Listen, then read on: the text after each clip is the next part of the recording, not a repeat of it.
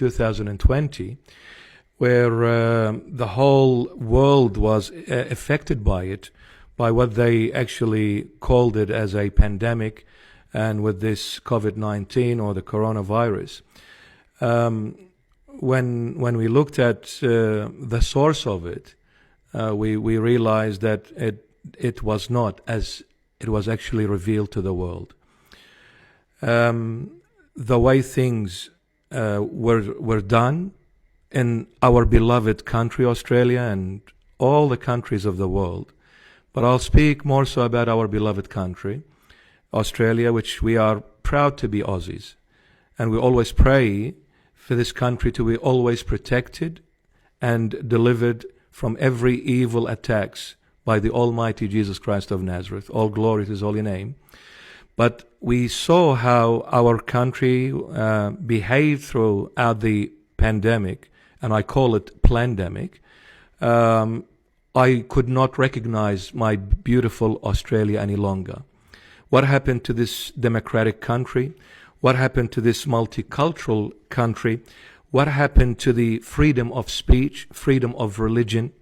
I saw it diminishing and actually coming to a full halt before we even blinked our eyes. It was a shock, not only to me, I believe, to millions of true Aussies that have lived and all their life in this beautiful country.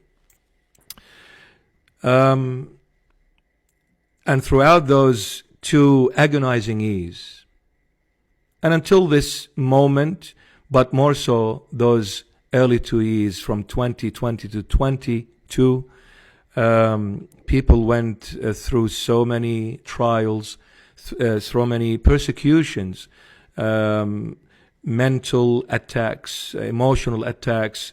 We saw a very big hike in people trying to commit suicide.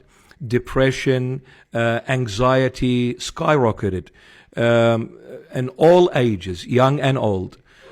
I personally, throughout those 2 years, received literally thousands upon thousands of emails, messages, and also phone calls. People calling young, crying over the phone, saying, "Bishop, what do you advise me to do? If I don't receive this jab, I don't have a job. If it was only for me, I would have done without a job. But I have a family to feed. I have so much responsibility on my shoulders. I don't have an option." People were absolutely destroyed. Family bond was actually attacked beyond recognition. It made family members to go against one another. Are you jabbed or not? 2 groups fighting. Children not allowing their parents to come and visit them and see their grandchildren. Baptism, like on very precious occasions, which all says what family bond is all about, what our faith is all about. It is the time at baptismal times when all family get together. This is the beauty of our Christian faith. This is the beauty of our Christ.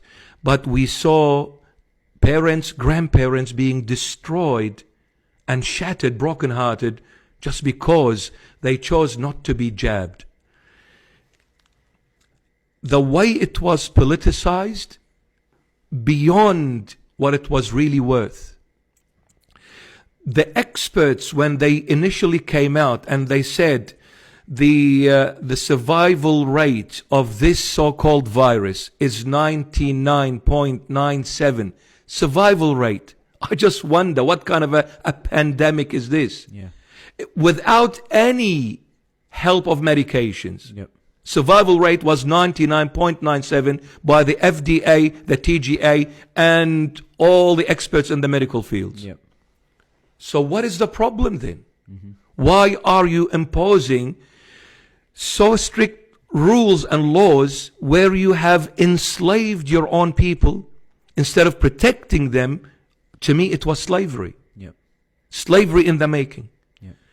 So all these question marks naturally arose, asking why? What's happening? Where did this come from? Who's behind all this? And that's where it all began. Yep. And also what made us talk, I've said it at the time, and I'll say it again. And it's very sad, and the Lord is my witness. Very sad for me to say this. The universal church was so not only quiet about what was happening, but supportive of what was being done to the human race.